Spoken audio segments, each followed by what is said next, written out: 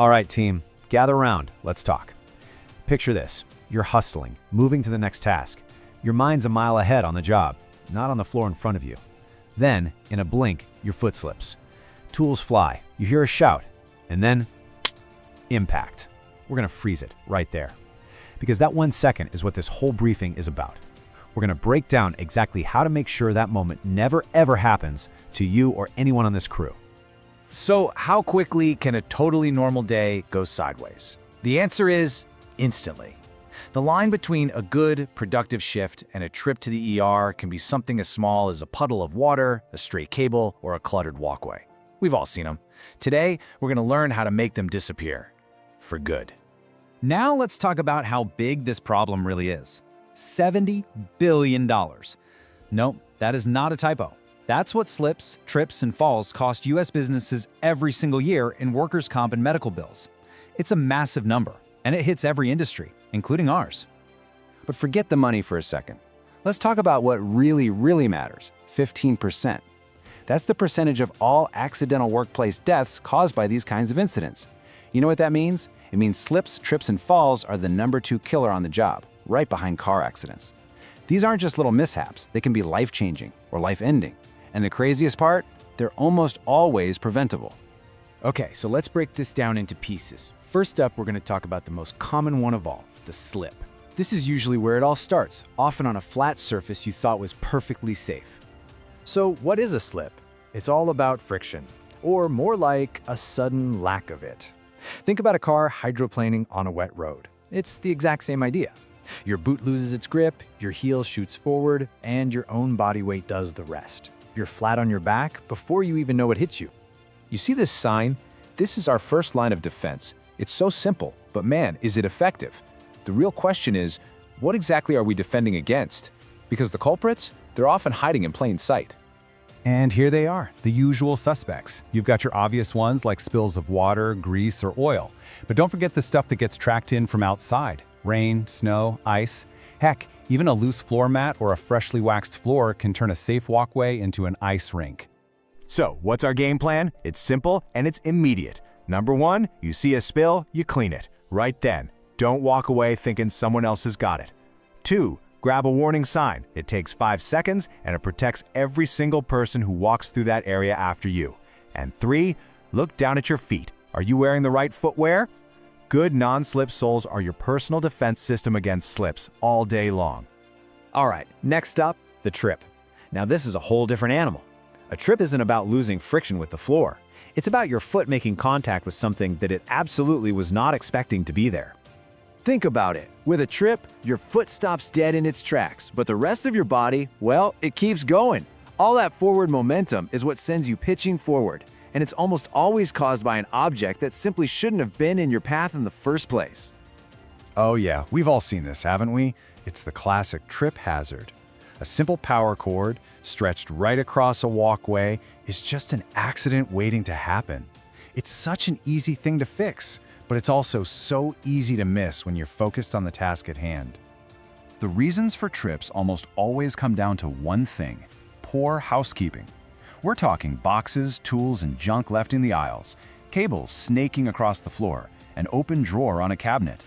Even something as simple as poor lighting that hides these hazards until it's way too late. And if you're carrying something, your view is blocked, which makes these little things 10 times more dangerous. So, how do we tackle it? It's just basic housekeeping, guys. 1. Keep walkways clear, period.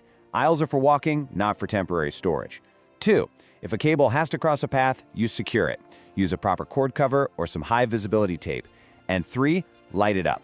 If you see a burned out bulb, report it immediately. A dark corner is just a hiding place for hazards. And that brings us to the most severe category of them all, falls. A fall is what happens when a simple slip or trip gets a whole lot worse. Because now, you're not just going down, you're going down from a height. Falls happen from ladders, off of stairs, from loading docks, or off scaffolding.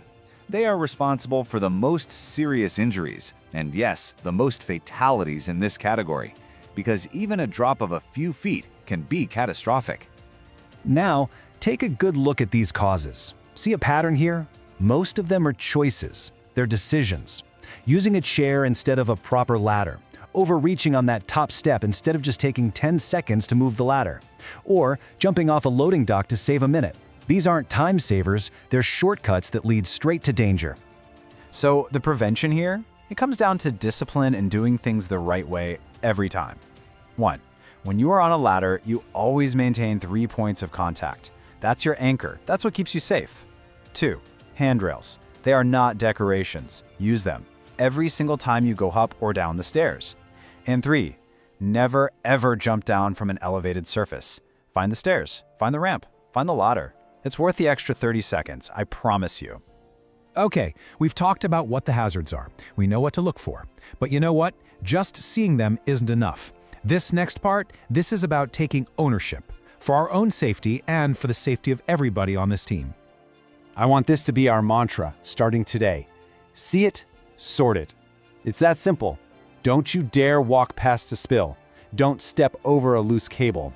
Don't ignore some clutter in the walkway. If you see it, you own it. You are the person responsible for fixing it right then and there. This is how we build a real culture of safety around here. This table breaks it down as simply as possible. See a spill, you clean it and report it. See clutter, you clear it. See a loose cable, you secure it. And hey, if it's something you can't fix yourself, like a busted floorboard or a faulty light, you report it immediately.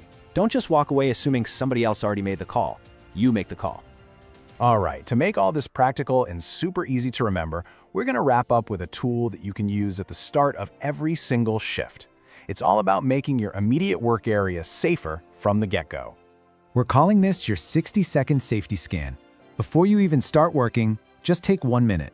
1 minute, look around. Are the walkways clear? Is the floor dry? Are cords tied up? Is the lighting good? Are the cabinet drawers shut? Is your footwear good to go?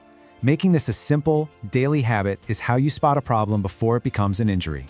So, I'm leaving you all with a challenge. As you head out to your work areas today, I want you to find and fix one hazard. Just one. It doesn't have to be some huge thing. Coil a hose that's lying out. Wipe up a tiny puddle. Push in a drawer. Take that first step and make that see it, sort it idea a reality for our whole team. Look out for yourselves, and just as important, look out for each other. Safety isn't a solo sport, it's a team effort. What we covered today is simple stuff, but this simple stuff saves lives. Now let's go have a safe, productive shift.